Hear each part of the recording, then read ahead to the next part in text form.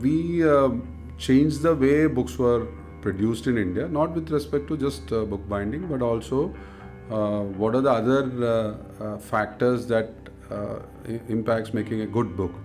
We grew this business to a level where we can proudly say today that out of 7 out of 10 books made in India, we have got something to do with it. Oh, lovely. Printers became binders and binders became printers. Yeah, both ways, and some of the paper merchants became. I think it was in 2011 or 2012, Amazon introduced Kindle in India. So I'm an avid reader.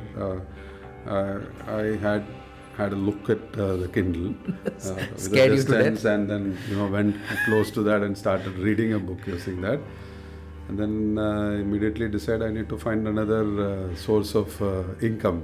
I think the best compliment that we ever got in our life, I mean to date I cherish it so much, is a Delhi-based bookbinder who came to me once and said, "Aapne humko kursi diya."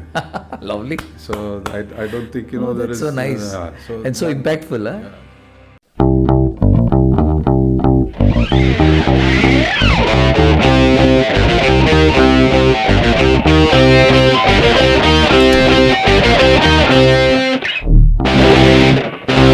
Hi Sajith, welcome to Ink Stories.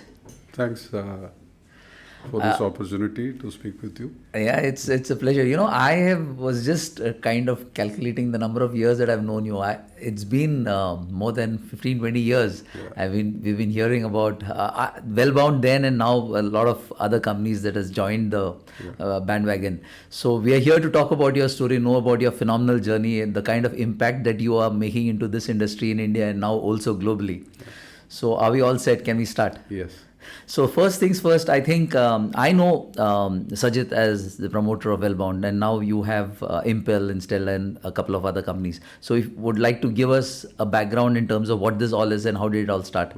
This confusion has been always there in the mind of people. So guilty as charged. Impel Services Private Limited is a holding company which I and a few of my colleagues have promoted. Okay. And Bindwell, the erstwhile of WellBound, has now transformed into Bindwell. I'll tell you that story later.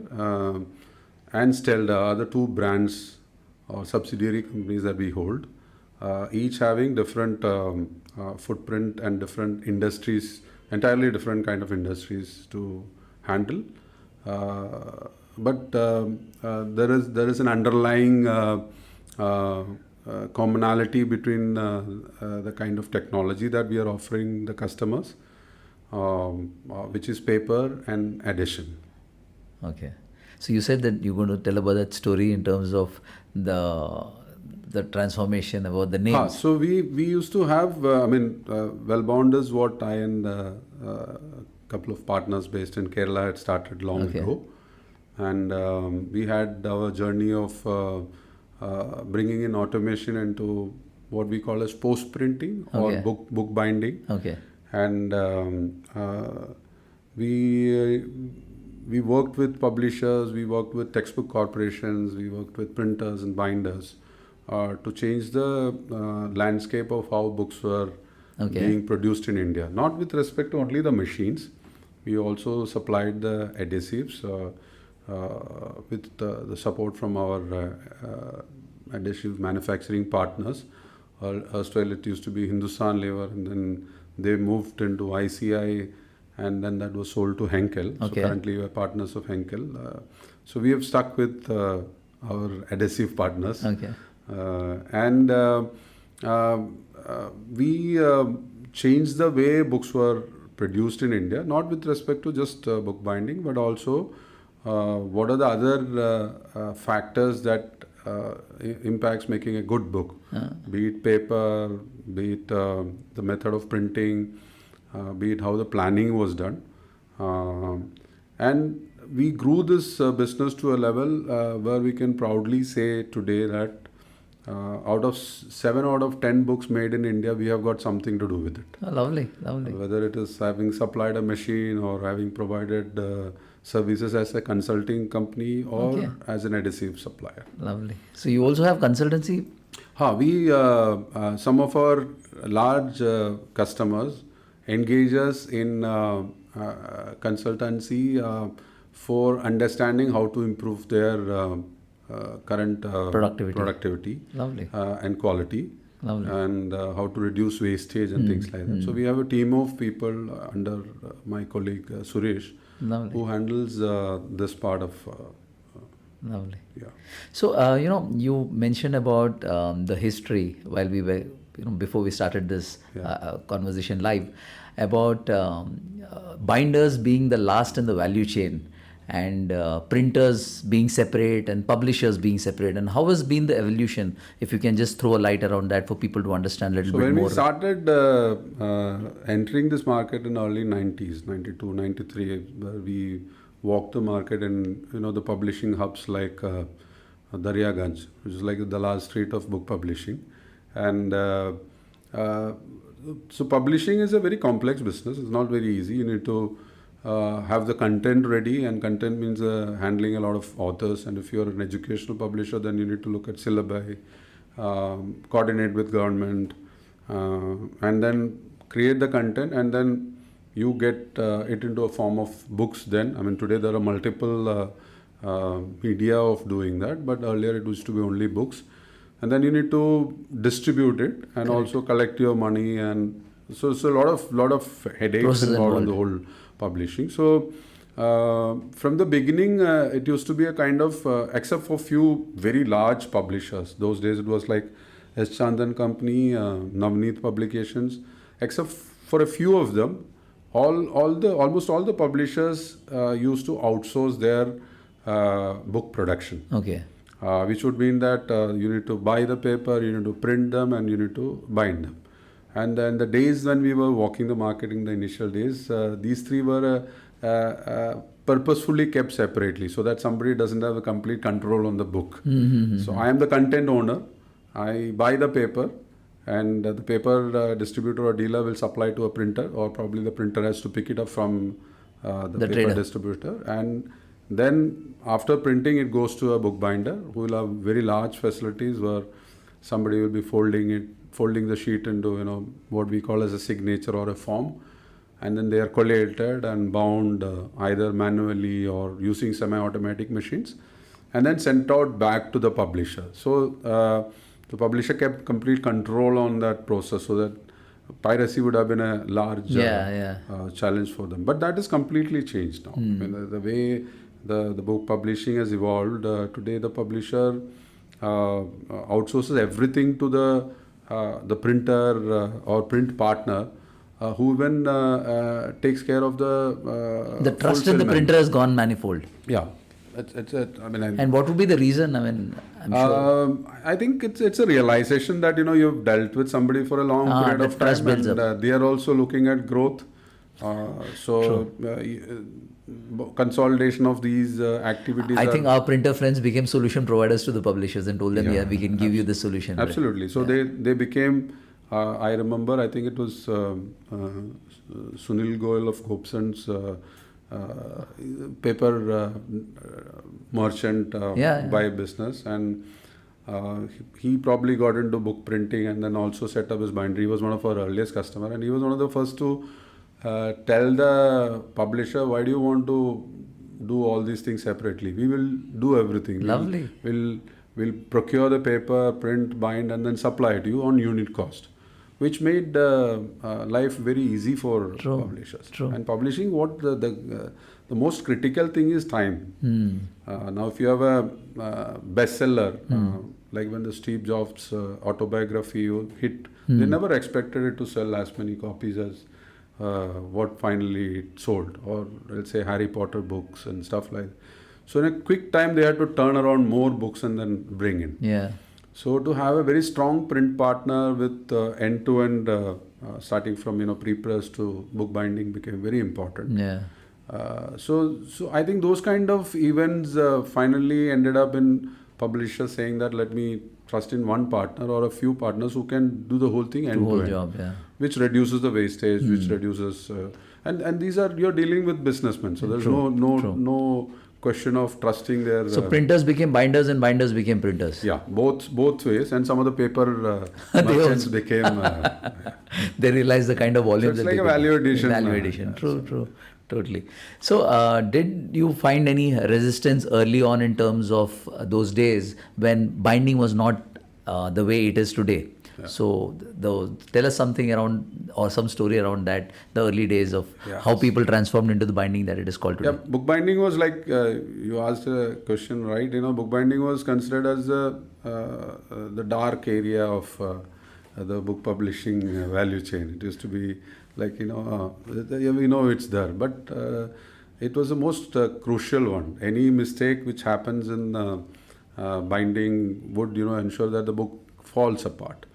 And unfortunately, the bookbinders also had to deal with all the problems that happened before. Whether it was in planning or paper or printing or anything, it comes and ends with a bookbinder who had to deliver. So it was not just about machines for us. I mean, we realized it very early on, thanks to support from Hindustan Lever, who started manufacturing adhesives those days. The colleagues like Mr. Anil Krishna, and there was a gentleman from UK called Tony Clark, who came and educated us about bookbinding, what are the kind of do's and don'ts. So the whole process of automating bookbinding was not just supplying a machine. It was supplying a machine, giving it the right substrate, and also telling them how to manage the whole workflow. Yeah. Be it in terms of a machine, substrate, or people. All those things were important in that whole game plan. And so we saw change happening, and frankly, for most of the bookbinders who bought our machine, those days it used to cost about 4.5 lakhs rupees. It was not very easy to find that kind of money to invest in. We're talking about the early 90s. Yeah, early 90s, 92, 93 kind of thing.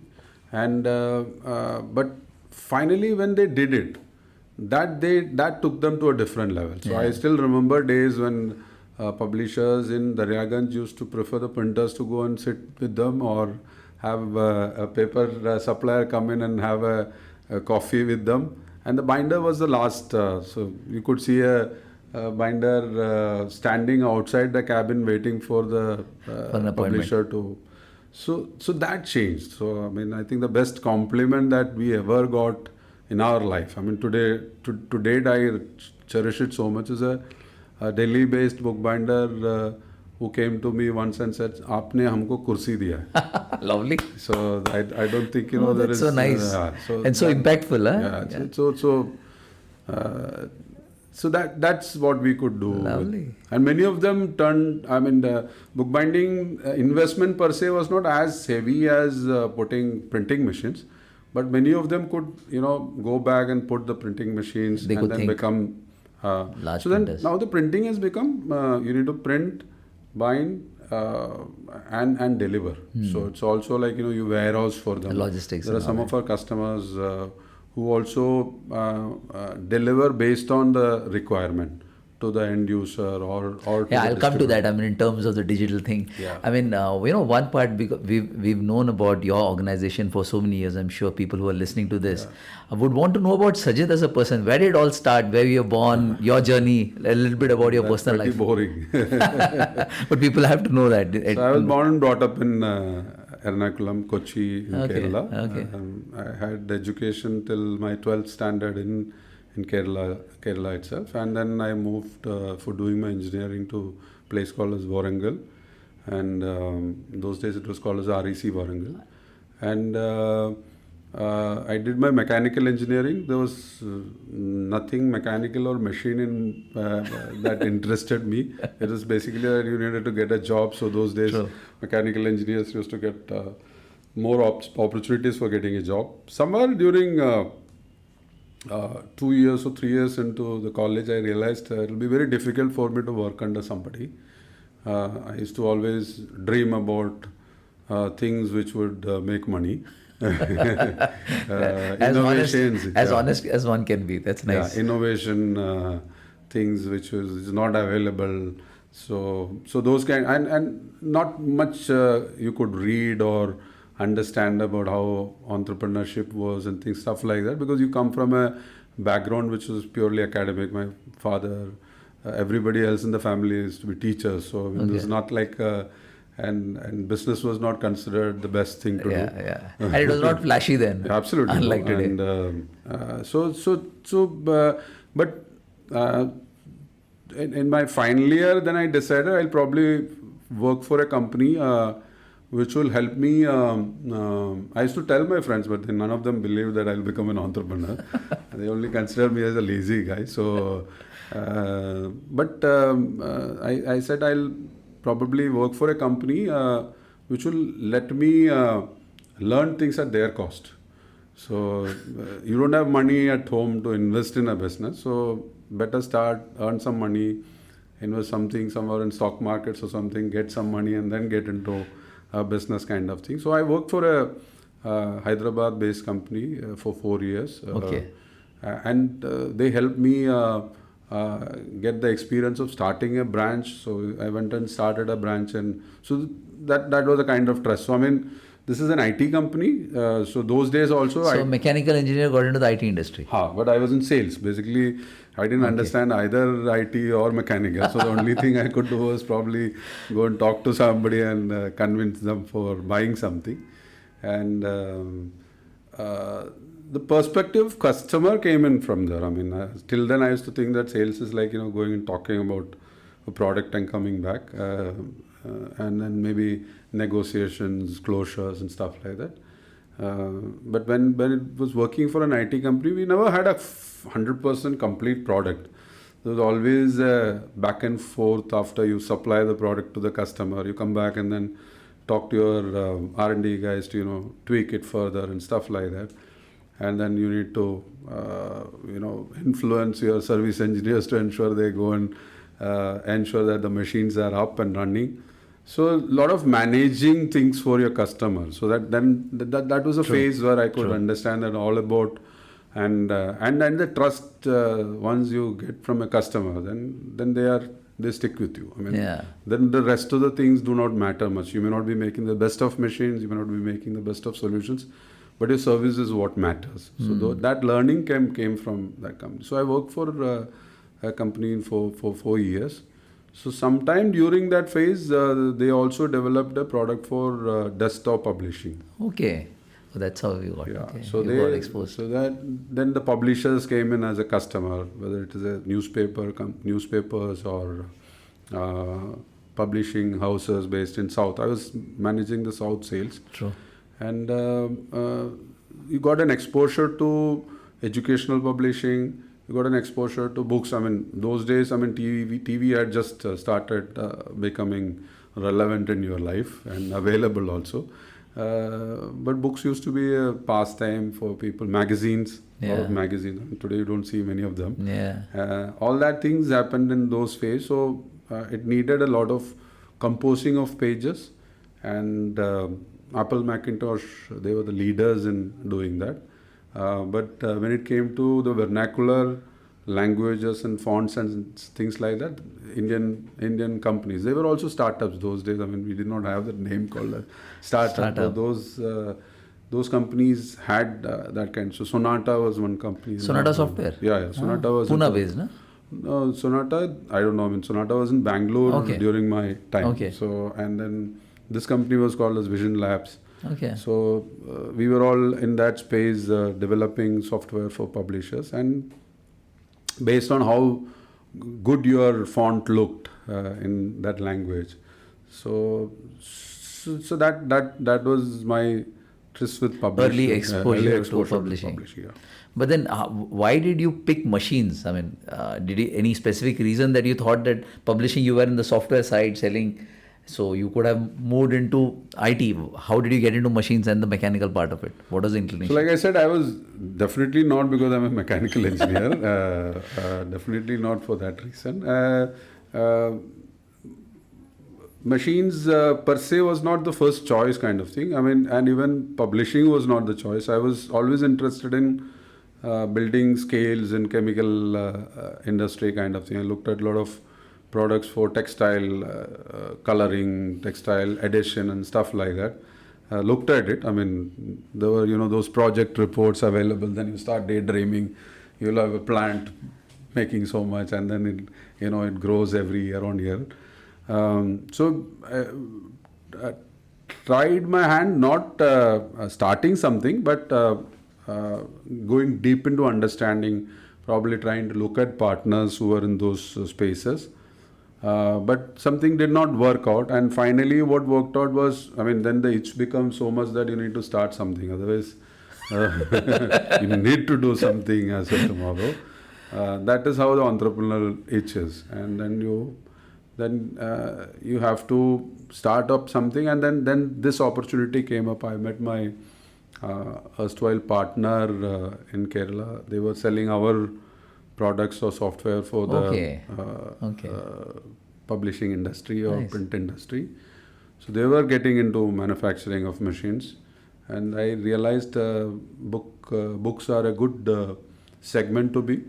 It's more or less recession free. Yeah. People read books irrespective of whether there's a growth or not. Dull period.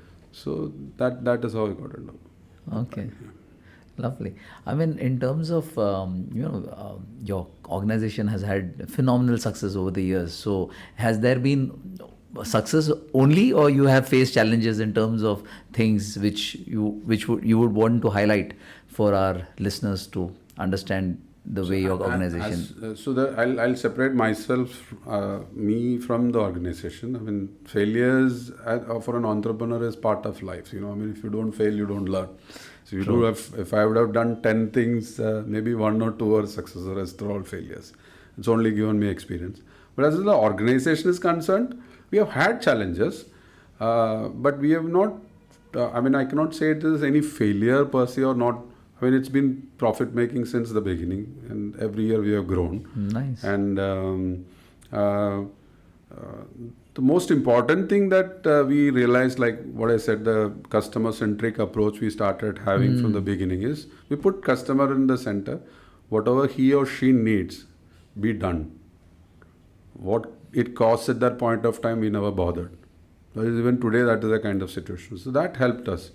So today, if you look at me, my team, walking the market in print industry, they would know us for some support that we gave when everything was in such a critical phase. Whether it was a service, whether it was delivering machine on time, whether it was getting things done in some way, whether it's a technical support given. So all those things matter.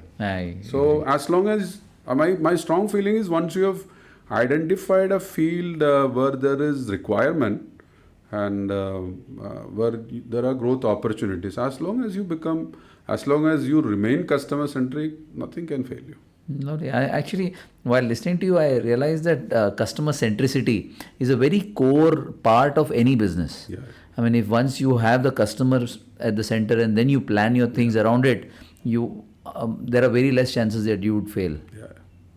So the best example, like something which we did early on in our business, which everyone in the industry told us is a mistake to do. We sell machines, or we manufacture machines and sell, which is a capital equipment, and we were actually forced to start sell adhesives because Hindustan Lever said that we will not supply directly to a customer. You either buy from and sell, or we are not interested in this market. It was so important for us to get that right consumable for the customer that we decided, why not invest in it and then get it done. We lost a lot of money in the beginning. We did not know how to collect money from the market and stuff like that.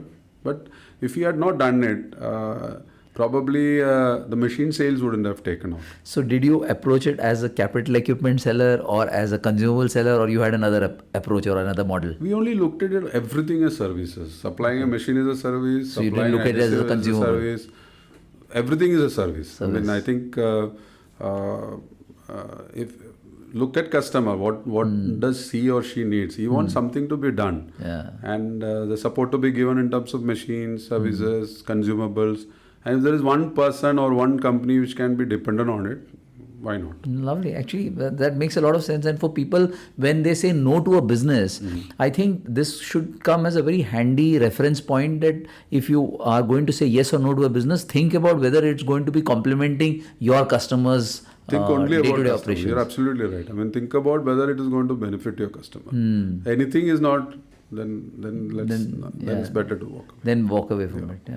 So, as a capital equipment manufacturer, which you are primarily known as, what are your word of advice to other guys who are in this business in terms of your experience and your success in this industry of book binding machines? Any specific learning that I have done or I have learned? Sajith has learned this, and you would want to share something? So, like I said, I will not call myself as a capital equipment manufacturer. We are just basically service providers to the customer. So they have a problem. We need to find a solution. And if you give, as long as so today the way we manufacture machines in Bengaluru. So in 2017 we moved away from our manufacturing base in Kerala to Bengaluru, and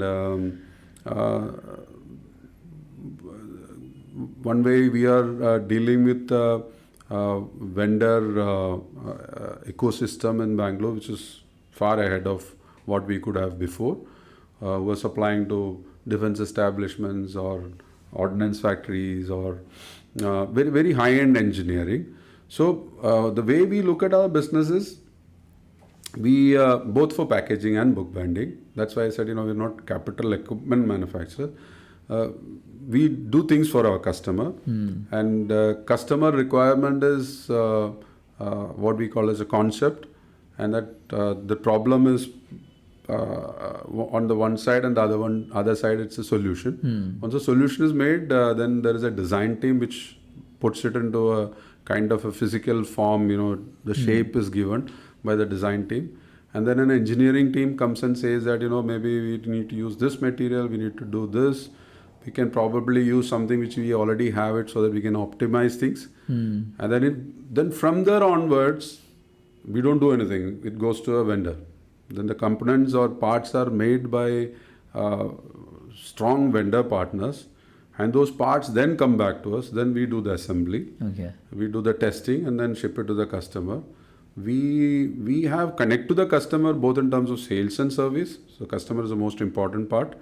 And then the whole design and engineering, which is a high-end level of manufacturing, is with us. And but manufacturing in terms of parts and components are not our forte. Because we make different machines. We make a packaging machine. We make bookbinding machines. Everything requires different set of mother machines to build those components. It's not possible to create that kind of an infrastructure. So it's very similar to that publishing thing that we talked about. True. The content is with us, and we outsource most of. No point in making the paper and.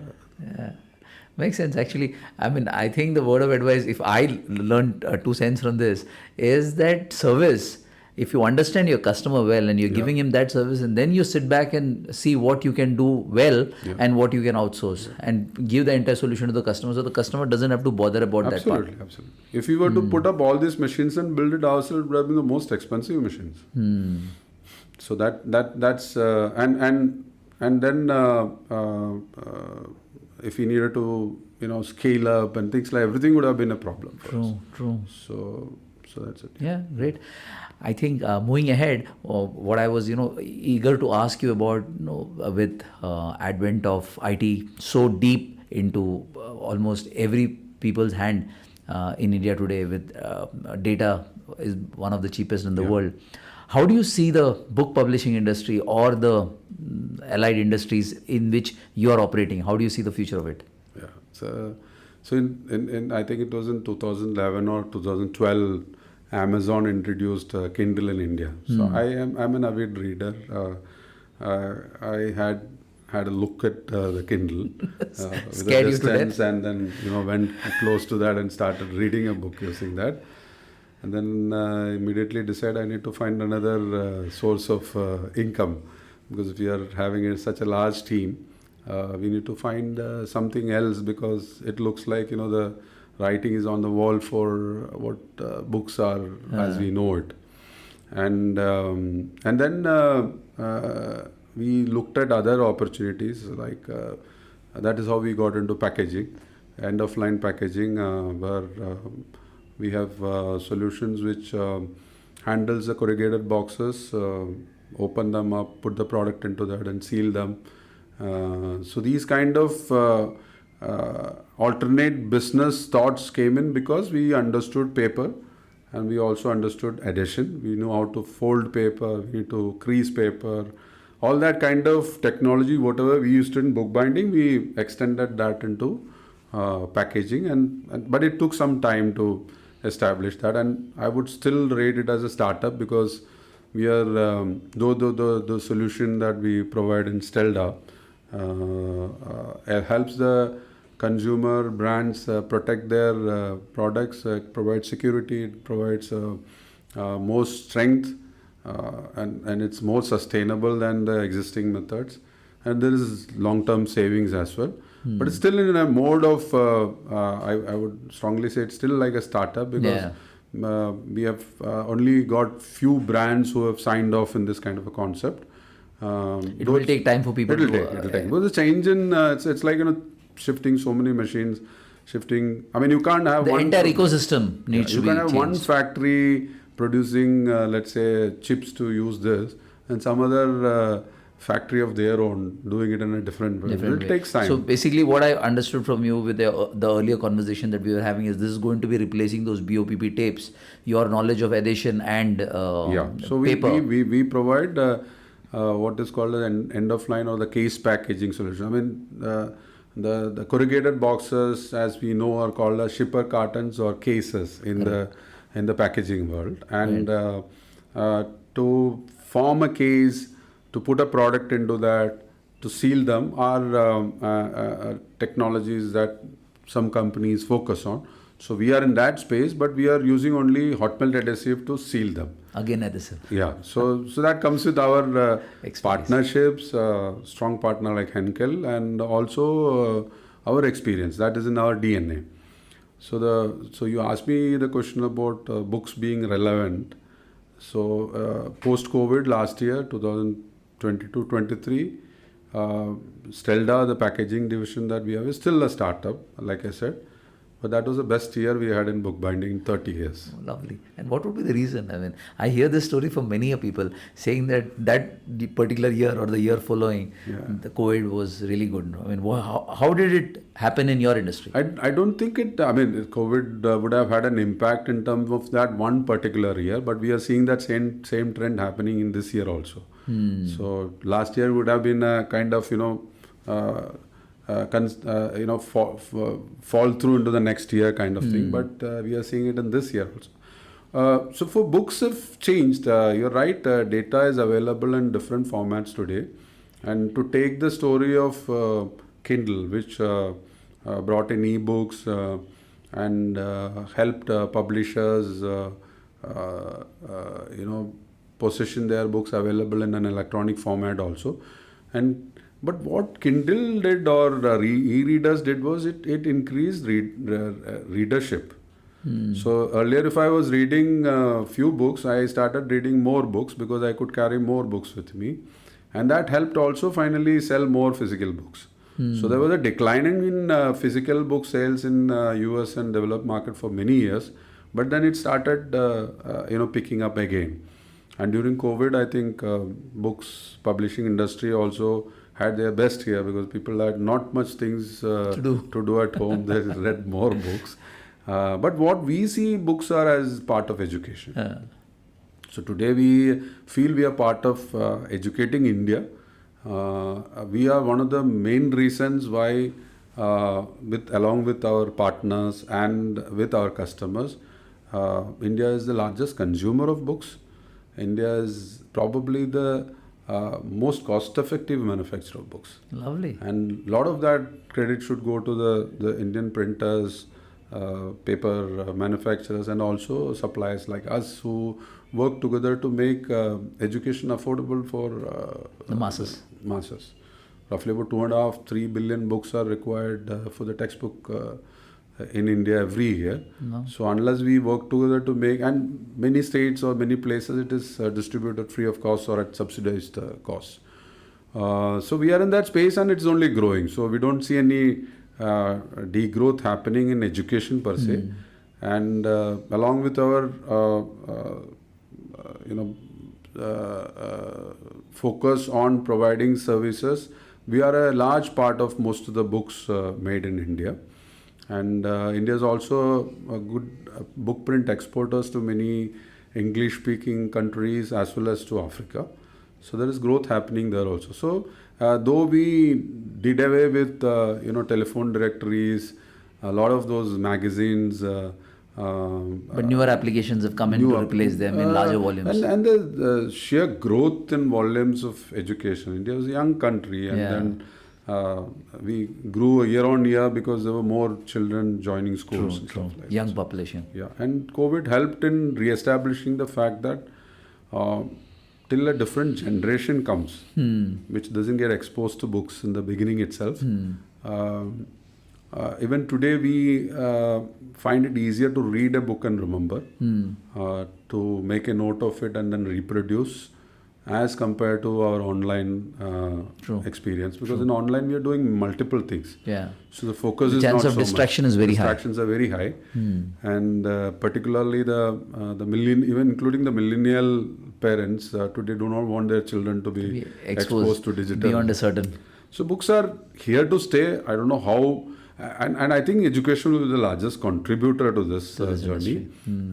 I would not say the growth in trade books as we talk about the fiction and non-fiction books. Yeah, the magazines.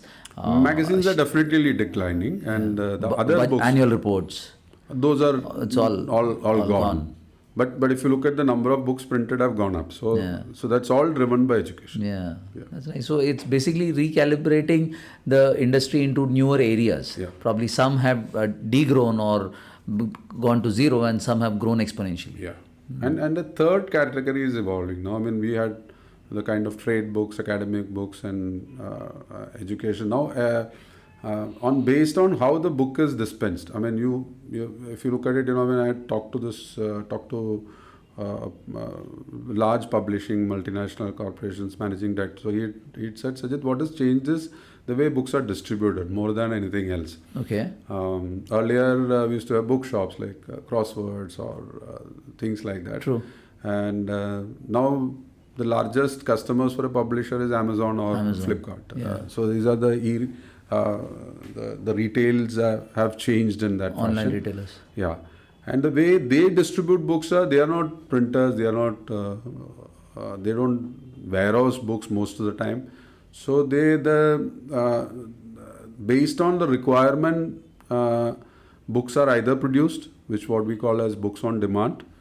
Suppose if you go and order a book online, and let's say a very famous publisher like Arihant, they have an book on IIT coaching, and then you order their book. If suppose that book is not, and let's say you're ordering that in Amazon site, if that book is not available at their warehouse for some reason, then that order automatically is diverted to a company called as Repro, which prints it on demand and then supply it. Lovely. So these are kind of innovations that's happening. There's a lot of changes happening in that space. So books on demand, short-run book printing, all those things are becoming more and more important. Lovely. So what has changed is, like earlier days, the printers used to have a volume of, let's say, 5 lakhs, 1 million books kind of thing. That has shrunk. But the number of titles this is a good opportunity for digital printers in terms of being able to provide short-run books. Absolutely. So digital printing, though it has been there for, I think in 95 we saw that in Drupa. But they've always had a challenge ki volume nahi hai. We have really short volume, so they can't justify. But with the kind of things that you're talking about, that this can really bring in a lot of volumes also. It could be customized books. Absolutely. Books, like I want to give take a return gift for my kid's birthday. Yeah. So Harry Potter customized to his friends. That could be done with books on demand. Yeah, as long as you have the content rights for it, so that no, I'm not saying that I would do that, but someone who's got the rights, and probably if that kind of a option was available at some point in time. So we know some publishers, and it's a very interesting story. We know some publishers in Pune who used to get their, it's higher education books, they used to get it printed by our printers and binders. Now they've moved completely to digital printing. They print on demand. If they want 500 books, they only print 500 books. They want 100 or 10 books, they print it on based on that. The content is with the digital printer itself. Lovely. But the digital print, the way the volumes are coming up is the number of titles, as we call it. No, let's say there is a book for physics, 8th standard, that's one title.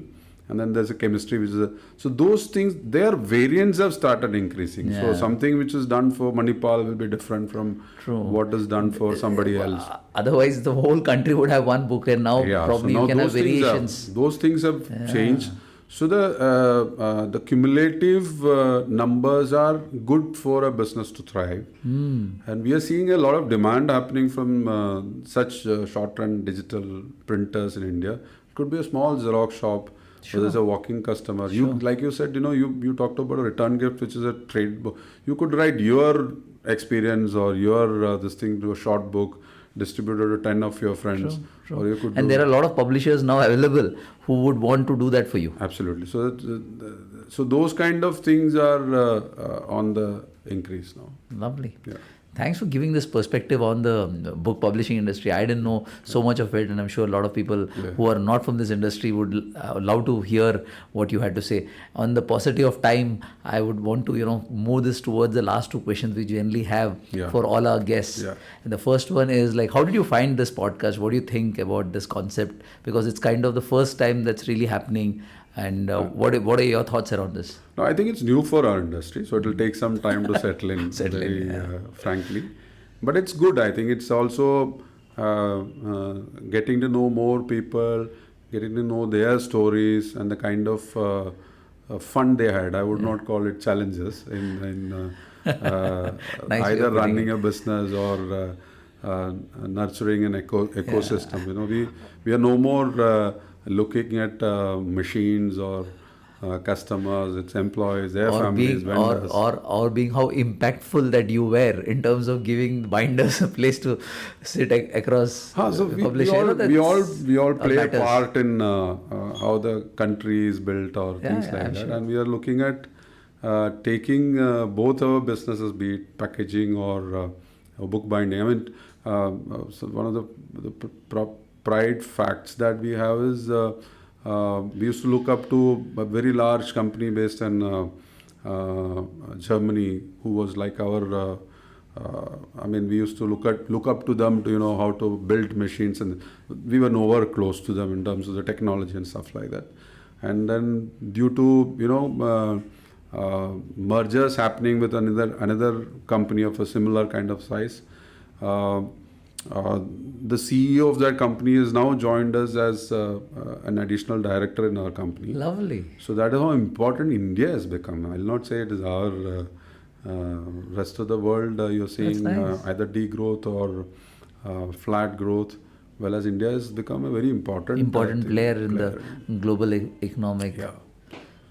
Yeah, that's very nice. And the last question for you is I've been tracking you for the last many years for business and otherwise. I've been trying to meet you and trying to do some stuff. So I always had you in mind and kind of get a perspective about the book binding industry. Yeah. So you have someone like that you think who would be very interesting people who could have an interesting story and people would come plenty of such people. And share some names for us, please. I think when we grew up or when we were trying to grow up the printed book market, there was another company which was doing a similar thing for exercise notebooks. Okay. So I can only recall of experiences from our industry. Yeah. So there's a company called as Linomatic, which is based in Ahmedabad, who are supplying exercise notebook machines to the world. They have done extremely well in markets like Africa and things like that. They could be one example. You should also talk to some of those people who are who have been industry leaders in India. We have worked closely with a company called as Nordson. So there's a gentleman called as Supratik Das, who was the managing director of the Indian subsidiary of Nordson till about 1 year back. Now he's retired. So the experiences of such people, I mean, they literally helped us, drive our dream in packaging. Lovely. So these are like OEM partners and people who are not actual real financial partners, but they, contribute They more. really helped you grow into what you are today. There are many such people in the industry. You should chat up with Ramu Ramanathan of Print Week sometime. He's shy and he's I'll give you all the names, but keep me out of it. Let's see how. Don't leave him. He'll have plenty of stories to tell. He has plenty. I think he's probably the only guy in India who would have met the maximum number of people across industries. So yes. That's what I told him. You should be there, and you yourself is a story which people would love to listen to. Great, Sajith. I really appreciate your time. Thank you. Thanks, and thanks again. Thank you. Appreciate. Thank you. Bye.